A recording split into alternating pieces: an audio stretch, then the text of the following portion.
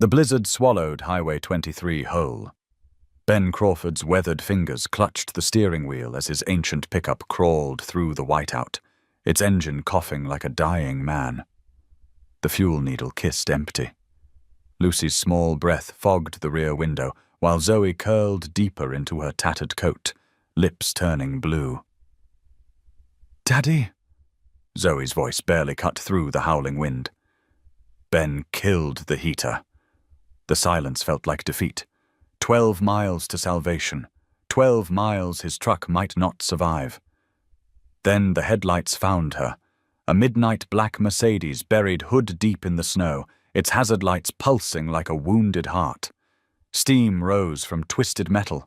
Glass sparkled like scattered diamonds across virgin snow. From inside the wreckage came a sound that stopped his blood cold.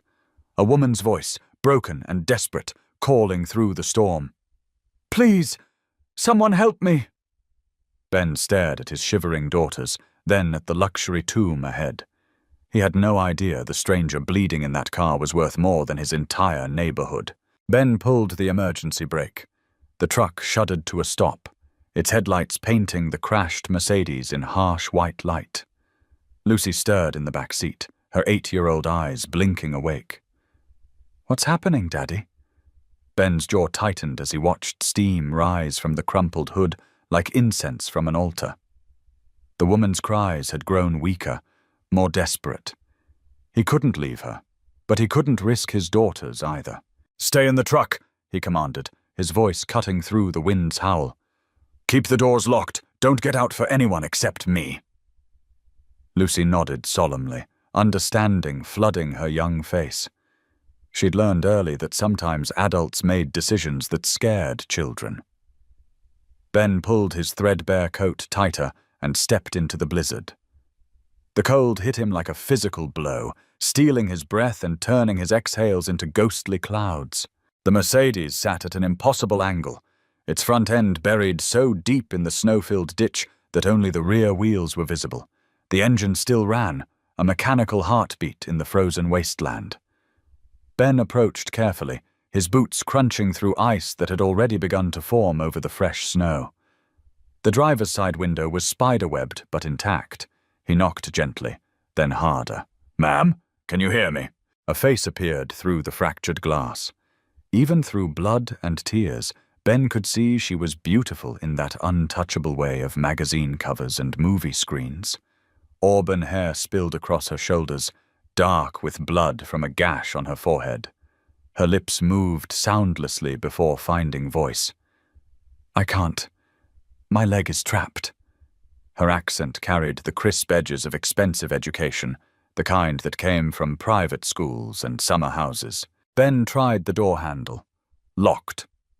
The electronic systems had failed with the crash, trapping her inside what had become a slowly cooling tomb.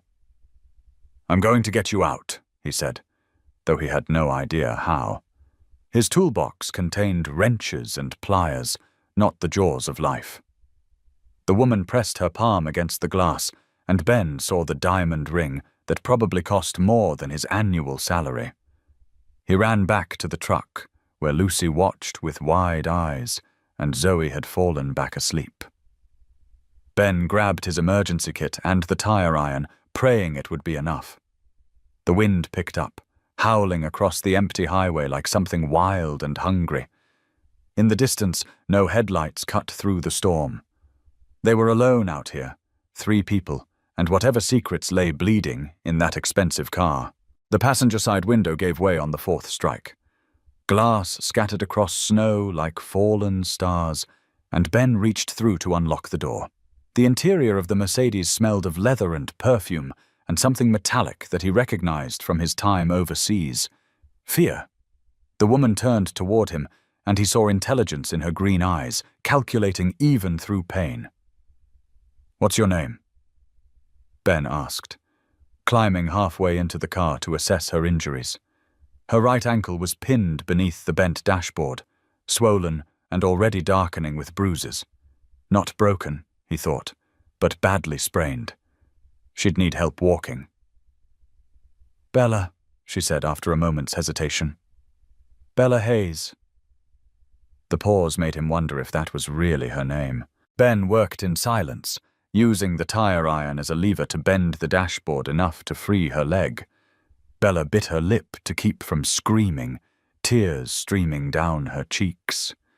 When her ankle finally came free, she gasped like a drowning woman finding air. "Thank you," she whispered. "Thank you so much." But when Ben helped her from the car, she kept looking back at the highway, as if expecting someone else to emerge from the storm. The walk back to his truck took forever. Bella leaned heavily on Ben's arm, her designer heels useless in the deep snow. Each step sent shock waves of pain through her injured ankle, but she didn't complain. Tough, Ben thought. Tougher than she looked. Lucy pressed her face against the rear window, watching their slow progress with the intensity of a child who understood that sometimes strangers brought danger disguised as need. Ben helped Bella into the passenger seat, and she immediately turned to face the girls.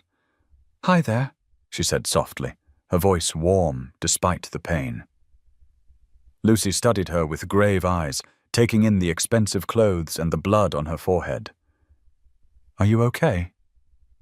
Lucy asked finally. Bella smiled, and for a moment the mask of sophisticated control slipped, revealing something raw and grateful underneath. "I am now, thanks to your daddy." The truck's heater worked overtime as they drove through the storm toward Millbrook. Ben kept glancing in his rearview mirror, partly to check on his daughters, and partly because something in Bella's behavior suggested they might not be alone on this empty highway. She sat rigidly upright, her hands folded in her lap, but her eyes never stopped moving. Watching, waiting. "Where were you headed?" Ben asked, breaking the tension that had settled over them like a heavy blanket. Bella's fingers tightened almost imperceptibly. "Nowhere special, just passing through." Another evasion. Ben had heard enough of them in his 35 years to recognize the sound.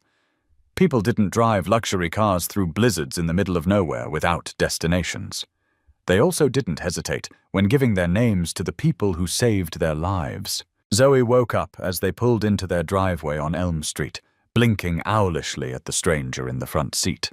Their house looked smaller than usual with Bella inside it, her presence somehow making the worn furniture and faded wallpaper more obvious. Ben helped her to the couch, noting how she winced with each step, but never complained. Resilient. Whatever had brought her to that highway, she was used to enduring pain in silence. "I should call someone," Bella said, reaching for her purse. But when she opened it, her face went pale. "My phone. It must have been damaged in the crash." Ben offered his landline, watching as she stared at the ancient rotary phone like it was an artifact from another civilization. I don't remember the numbers," she said finally. In an age of smartphones and contact lists, that made sense. But something in her voice suggested the forgetting was more deliberate than accidental. Lucy approached cautiously, drawn by curiosity despite her natural wariness of strangers. "Does it hurt?" she asked, pointing to the bandage Ben had placed over Bella's forehead cut. Bella smiled, the first genuine expression Ben had seen from her. "A little. But your daddy took very good care of me." Lucy beamed with pride, and Ben felt something shift in his chest. It had been months since anyone had praised his caretaking skills. Ben made hot chocolate while Bella told the girls stories about cities they'd never seen and restaurants where people paid hundreds of dollars for dinner. Her voice painted pictures of a world so far from Millbrook that it might as well have been on another planet. But when Zoe asked if she had children of her own, Bella's smile faltered. "No," she said quietly. I chose a different path." That night, after the girls had gone to bed, Ben found Bella standing at the living room window, staring out at the empty street. Snow continued to fall, covering their tracks and erasing the evidence of their dramatic rescue. "You're safe here," Ben said, though he wasn't entirely sure why he felt the need to reassure her. Bella turned, and in the dim lamplight, she looked younger and more vulnerable than the sophisticated woman who'd emerged from the Mercedes. "You don't know me," she said. "You don't know what kind of trouble I might bring to your family." Ben considered this, thinking of his daughters sleeping upstairs, and the way Bella had looked at them with something that might have been longing. "Everyone deserves help when they need it," he said finally. "Besides, it's just for tonight. In the morning, we'll figure out how to get you where you need to go." But morning brought complications neither of them had anticipated. Ben woke to find Bella in the kitchen, moving carefully on her injured ankle as she prepared breakfast for Lucy and Zoe. The girls chatted excitedly about their unexpected houseguest, asking questions about her clothes and her accent and whether she really lived in a place where people wore evening gowns to dinner. "I called about your car," Ben said, pouring coffee from the ancient percolator that had been his grandmother's. "It's totaled. The insurance company will handle the salvage, but you'll need alternate transportation." Bella's cup rattled against the saucer as she set it down. "How long will that take?"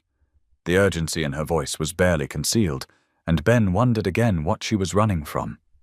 The answer came sooner than either of them expected. Ben was fixing a leaky faucet at the Morrison house when his neighbor knocked on the door. "Thought you should know," Mrs. Chen said, her voice tight with concern. "There were 2 men in suits asking questions about a woman. Dark hair, driving a black Mercedes. They seemed very interested in your house." Ben's blood went cold. He made his excuses to the Morrisons and drove home faster than the icy roads should have allowed. He found Bella pacing the living room like a caged animal, her face pale with panic. Lucy and Zoe sat at the kitchen table, unusually quiet, sensing the adult tension without understanding its source. "They found me," Bella said before Ben could speak. "I don't know how, but they found me." She turned to face him, and he saw something in her eyes that he recognized from his time in the service. The look of someone who'd seen what happened to people who couldn't pay their debts. "I have to leave. Now, before they come back." Ben looked at his daughters, then back at Bella. 3 months ago, Sarah had walked out on them without a backward glance, leaving him to explain to 2 little girls why their mother didn't love them enough to stay. He wasn't about to let another woman disappear from their lives without a fight, especially not one who was clearly in danger. "No," he said simply. "You're not running anymore." Bella stared at him, as if he'd suggested they sprout wings and fly to the moon. "Ben, you don't understand. These aren't the kind of people you can reason with. They're dangerous." Her voice dropped to a whisper. "They hurt families to get what they want." The next morning brought visitors. Ben was making breakfast when the doorbell rang, its sound cutting through the domestic tranquility like a blade. Through the window he saw 2 men in expensive suits standing on his porch, their breath creating clouds in the frigid air.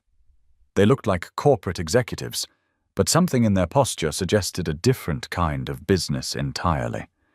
Ben opened the door partway, keeping his body between the strangers and his family. "Can I help you?" The older man smiled, but the expression never reached his eyes. "Good morning, Mr. Crawford. I'm Vincent DeLuca. We're looking for a woman who might have been in a car accident near here. Isabella Hayes. We're very concerned about her welfare." The name hit Ben like a physical blow. Isabella, not Bella. He kept his face neutral, drawing on every poker game he'd ever played. "I'm sorry, but I don't know anyone by that name." Vincent's smile widened, becoming something predatory. "Really? Because her car was found just a few miles from here, and several people mentioned seeing a woman matching her description with a local man and his children." Behind Vincent, the younger man shifted his weight, and Ben caught a glimpse of something bulky beneath his coat. These weren't insurance investigators or concerned friends. They were something else entirely, something that made his military instincts scream danger. "I help a lot of people with car trouble," Ben said carefully. It's a dangerous road in winter. Vincent nodded thoughtfully, as if Ben had just confirmed something he already suspected. Indeed it is. Mr. Crawford, may I call you Ben? I represent some business associates of Ms. Hayes. She's borrowed something that doesn't belong to her. Something quite valuable. We simply want to discuss the terms of its return. From behind him, Ben heard the soft whisper of footsteps on hardwood. Bella appeared at his shoulder, her face resigned but determined. "Hello, Vincent," she said quietly. "I wondered when you'd find me." Vincent's smile became genuine for the first time, the expression of a hunter who'd finally cornered his prey. "Isabella, there you are. We've been so worried." The younger man stepped forward, and Ben instinctively moved to block his path. "Marco," Vincent said mildly, "let's not be hasty. This is a conversation between civilized people." His eyes never left Bella's face. "Though I am curious, Isabella, what could possibly have convinced you to hole up in this charming little town when you have so many pressing obligations in New York?" Ben felt the weight of his daughter's safety pressing down on him like a physical force. Lucy and Zoe were probably watching from the stairs, trying to understand why strangers had come to their house so early in the morning, why their father's voice had that edge it got when he was scared, but trying not to show it. "The accident," Bella said, her voice steady despite the tremor in her hands.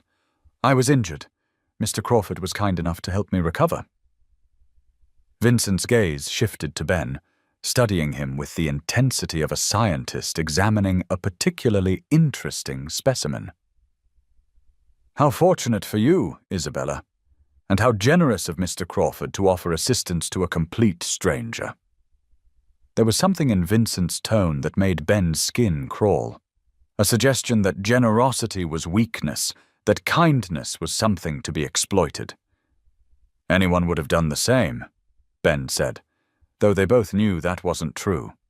Most people would have called the police or paramedics and left someone else to deal with the complications. Marco spoke for the first time, his voice carrying a New York accent thick as concrete. "Boss, maybe we should take this conversation somewhere more private." His eyes swept over the neighborhood, taking in the modest houses and the children's toys scattered in snow-covered yards. "Lot of ears around here." Vincent considered this, then nodded slowly. "An excellent point, Marco. Mr. Crawford, would you be so kind as to join us for a brief discussion? There's a diner in town, I believe. Somewhere we can talk without disturbing your lovely family." The words sounded like a polite invitation, but Ben heard the threat underneath. Refuse, and the conversation would happen here, where Lucy and Zoe might get caught in whatever storm Bella had brought to their doorstep. An hour later, they sat in a back booth at Millbrook Diner, the kind of place where truckers got coffee and pie at 3 in the morning, and nobody asked questions about strangers in expensive suits. Vincent ordered tea, Marco got coffee, and Ben asked for nothing, his stomach too knotted with tension to consider food. "Let me explain the situation," Vincent began, stirring sugar into his tea with deliberate precision. "Isabella owns 3 restaurants in Manhattan, very successful establishments, but success can be complicated. It requires capital, connections, protection. My associates provided all of these things, expecting only reasonable compensation in return." Bella sat rigid beside Ben, her hands folded tightly in her lap. "I tried to pay them back," she said quietly. "I offered 3 times what they invested." Vincent's laugh was soft and completely without humor. "Oh, Isabella, you still don't understand, do you? This was never about money. Money is just numbers on paper. This is about relationships, trust, loyalty." Ben felt something cold settle in his stomach as he began to understand what Bella had gotten herself into. These weren't loan sharks or even traditional criminals. They were something worse, legitimate businessmen who used illegitimate methods to ensure their investments paid off, The kind of people who made problems disappear, along with anyone who caused them. "What do you want?" Ben asked, though he suspected he already knew the answer. Vincent smiled, and for a moment he looked almost grandfatherly, the kind of man who would slip children $20 bills at family gatherings. "I want Isabella to come home, resume her responsibilities, continue being the successful businesswoman she's always been, with proper oversight, of course." The word oversight hung in the air like poison gas. Ben had heard enough corporate euphemisms in his life to recognize when slavery was being dressed up as opportunity. "And if she refuses?" Marco's coffee cup clinked against its saucer as he set it down. "People make mistakes, Mr. Crawford. Houses catch fire. Cars have accidents. Children get hurt playing in traffic." Ben's vision went red around the edges. In Iraq, he'd met men like Marco, people who hurt innocents not because they had to, but because they enjoyed it. "Are you threatening my daughters?" His voice was quiet, deadly calm. The tone that had once made hardened soldiers step back from fights they couldn't win. Vincent held up a hand before Marco could respond.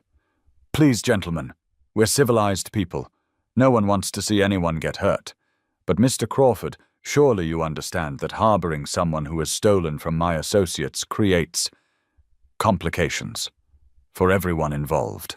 The diner was nearly empty at this hour, just a few early shift workers grabbing coffee before heading to the plant outside town. The waitress, a tired-looking woman in her 50s, refilled cups and minded her own business with the practiced efficiency of someone who'd learned not to see or hear things that weren't her concern. "How much?" Ben asked suddenly. Vincent raised an eyebrow. "I beg your pardon?" Ben leaned forward, his farmer's hands flat on the scratched Formica table. "How much does she owe? Total. With interest.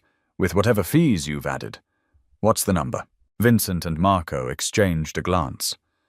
$2.8 million, Vincent said finally, plus ongoing interest at 30% annually. The number hit Ben like a physical blow. His entire house was worth maybe $150,000. His annual salary was $45,000. $2.8 million might as well have been $2 billion.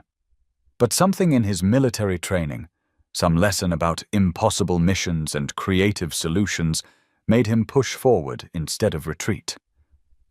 "What if I told you there was a way to make that money back, legitimately, without dragging anyone back to New York against their will?" Vincent leaned back in the booth, genuinely curious for the first time since they'd sat down.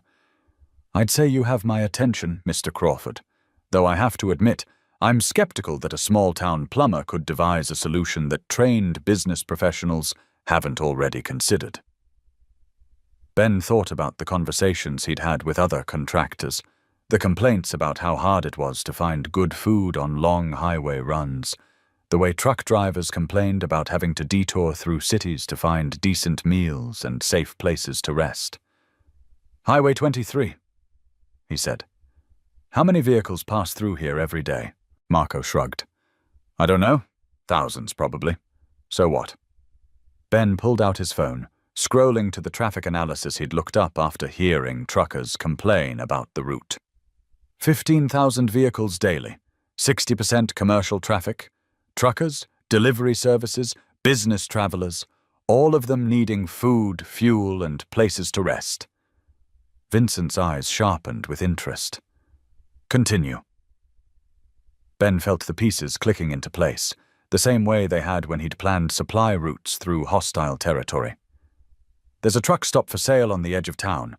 20 acres, highway access, existing infrastructure. $800,000. In the right hands, it could generate $2 million a year in revenue." The silence stretched between them like a taut wire. Vincent sipped his tea thoughtfully, while Marco frowned at his coffee as if it contained secrets. Finally, Vincent spoke. "You're proposing that Isabella use her restaurant expertise to develop this truck stop, and somehow the profits from this venture would satisfy her debt to our associates." Ben nodded. Exactly. She gets to stay alive and use her skills. Your people get their money back, plus ongoing profits. The community gets jobs and economic development. Everyone wins. Vincent studied him with new respect. You know, Mr. Crawford, I think I may have underestimated you. This isn't entirely without merit. But Marco looked skeptical. Boss, we're talking about a truck stop in the middle of nowhere. How do we know this whole thing isn't just a setup to help her disappear again? Ben met his gaze steadily. Because I'll personally guarantee her cooperation. My family lives here. My daughters go to school here. I'm not going anywhere. Vincent smiled, and this time the expression reached his eyes. Ah. Now we're talking about something real. Insurance, motivation, the things that make business relationships work. He pulled out his phone and made a quick call, speaking in rapid Italian. When he hung up, he looked pleased. My employer is intrigued. He's agreed to a trial period, 6 months to prove the concept works. Relief flooded through Ben, followed immediately by the realization of what he'd just committed himself to. He'd made a deal with people who solved problems with violence, betting his family's aptitude on a business venture he'd never run, and a woman whose real story he still didn't know. There are conditions, Vincent continued. Isabella will manage the operation, but there will be oversight. Regular reports, financial transparency, and of course, the debt continues to accrue interest until it's paid in full. He leaned forward, his voice dropping to barely above a whisper. And if there are any attempts to run, any communication with law enforcement, any deviation from the agreed-upon terms, he didn't finish the sentence. He didn't need to. The threat hung in the air between them like smoke from a gun barrel. Ben nodded, understanding that he'd just signed his family's lives away as collateral for a stranger's debt. But looking at Bella, seeing the hope and terror warring in her green eyes, he knew he'd make the same choice again. 6 months later, the Crossroads truck stop bustled with activity. The parking lot was filled with 18-wheelers and RVs, their diesel engines rumbling like mechanical heartbeats. Inside the restaurant, truckers lined up for Bella's famous meatloaf and homemade pie, while families on cross-country road trips filled the booths with chatter and laughter. Ben stood behind the counter, watching Bella work with the efficiency of someone born to the restaurant business. She'd traded her designer clothes for practical jeans and aprons, her manicured nails for hands that smelled of flour and coffee. But the intelligence in her eyes remained sharp as ever, calculating profits and managing staff with the skill of a conductor leading an orchestra. Lucy and Zoe played in the small arcade area he'd built in the back corner, their voices mixing with the electronic sounds of vintage games. They'd grown comfortable with the constant flow of strangers through their extended home, learning to distinguish between travelers who were just passing through and the ones who might cause trouble. Vincent visited once a month, always polite, always professional, always with an undercurrent of menace that reminded everyone of the real nature of their arrangement. The books balanced, the profits flowed. The debt decreased incrementally, like water slowly draining from a bathtub with a leak in the bottom. You know, Bella said, appearing beside him with 2 cups of coffee, I never thanked you properly. Ben accepted the cup, noting how her fingers no longer trembled when she poured. Confidence suited her, he thought, made her even more beautiful than she'd been as a frightened woman bleeding in a crashed car. For what? He asked, though he suspected he knew the answer. Bella gestured around them, taking in the bustling restaurant, the satisfied customers, the life they'd built from desperation and determination. For giving me a chance to be someone other than a victim or a criminal, for showing me what home feels like. Through the window, Ben could see snow beginning to fall, the first flakes of what promised to be another hard winter. But inside, the truck stop glowed with warmth and activity, a beacon of safety and sustenance, for travelers facing the uncertain darkness of Highway 23. Lucy ran up to them, her face flushed with excitement from whatever game she'd been playing. "Daddy, can Bella read us a story tonight?" Ben looked at Bella, seeing the love and longing in her expression as she looked at his daughter. Slowly, she nodded. "I'd like that very much." As the evening rush began to wind down and the last of the dinner customers settled their checks, Ben realized that sometimes salvation came in the most unexpected packages. A stranger in a crashed car, a desperate gamble that could have destroyed everything he loved, a choice to help instead of look away, to fight instead of flee. Outside, the snow fell heavier now, covering the highway in pristine white that would be marked by tire tracks come morning. But for now, in this moment, they were safe. They were together. And for the first time in longer than he could remember, Ben Crawford felt something that might have been happiness settling in his chest like warmth from a well-tended fire. The debt was far from paid. Vincent's visits would continue. The dangerous game they'd all agreed to play had years left to run. But tonight, watching Bella help Zoe with her homework while Lucy arranged tomorrow's special menu, Ben thought that maybe, just maybe, some rescues saved everyone involved. The blizzard that had brought them together was just a memory now, but its effects would ripple through their lives for years to come. Sometimes the most important journeys began with a stranger's cry for help echoing through the darkness, and the choice to answer that call instead of driving past into the warm safety of home.